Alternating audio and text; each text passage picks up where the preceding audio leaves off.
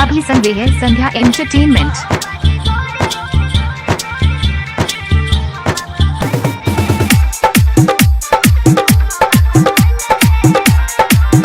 Presented by Sandhya entertainment. DJ Chandrashekhar Pandit Piparas Chowk. DJ Chandrashekhar Pandit Piparas Chowk.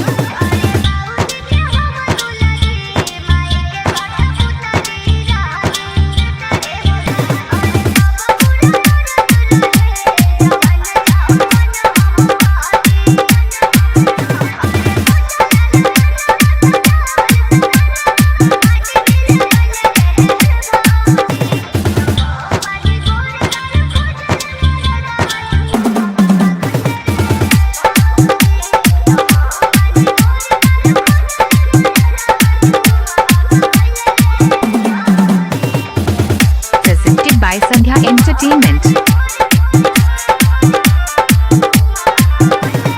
DJ Chandrashekhar Pandit Piparas Chowk. DJ Chandrashekhar Pandit Piparas Chowk.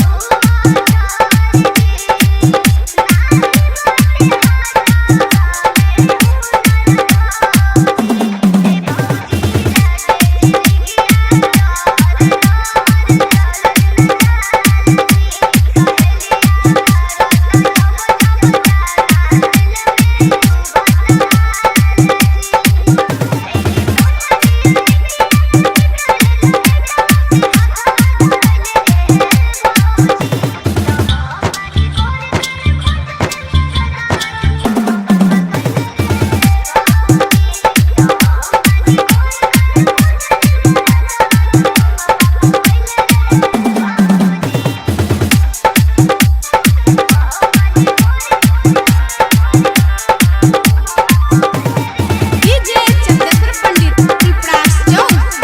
DJ Chandrashekhar Pandit Piparas Chowk.